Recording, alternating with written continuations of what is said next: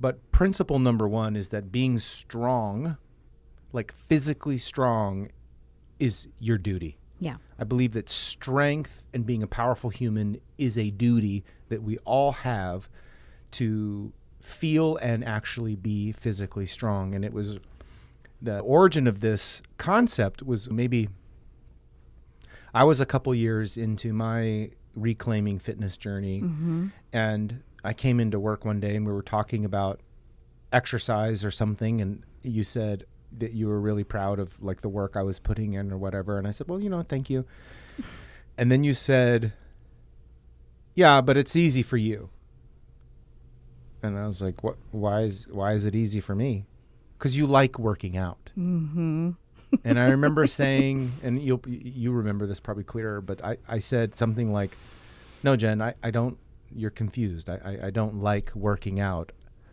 I deserve the results. I want the results. And I understand that how I'm going to map to the result is working out. And I'm learning to embrace the process of working out because I really, really, I want the result more than I don't want to work out. Yeah. And I think that would really messed you up. You're like, Yeah. wait, I just assumed it was really easy for you and you really liked it. Mm-hmm. Well, not only that, but like, I've always been an active person.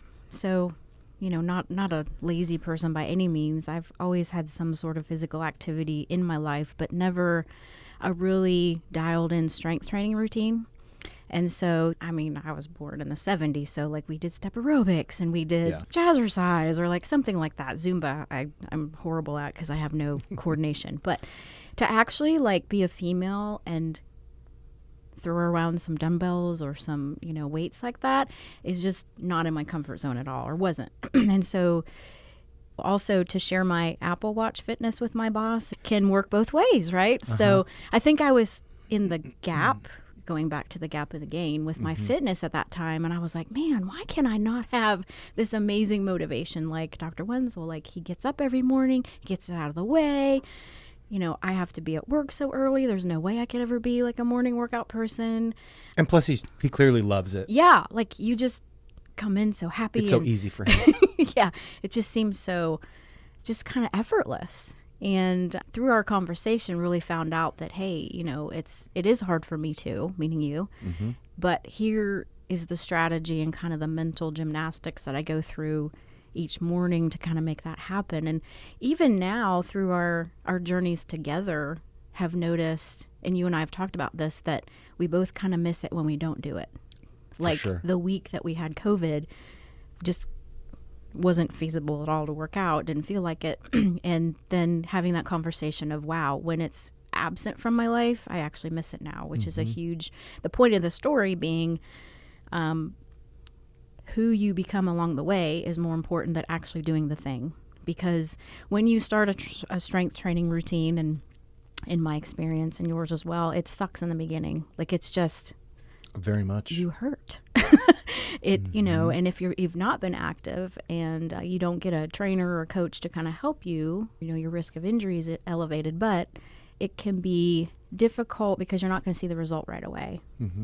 But if you stick with it and you just build that consistency and that motivation will come, things just get easier. But you kind of get that mental toughness. Yes, exactly. From doing the hard thing over and over and over again and showing up for yourself.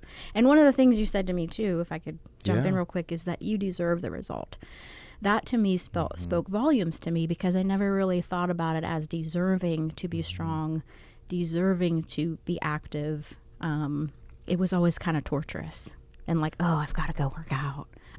Well, as someone who works close with you and we spend a lot of time together, there was a period in the kind of immediate future from this moment where I was complimenting your efforts working out, and you spun around with all kinds of sass and kind of confidence and said, on the heels of me being complimentary, I do hard things, Dr. Wenzel.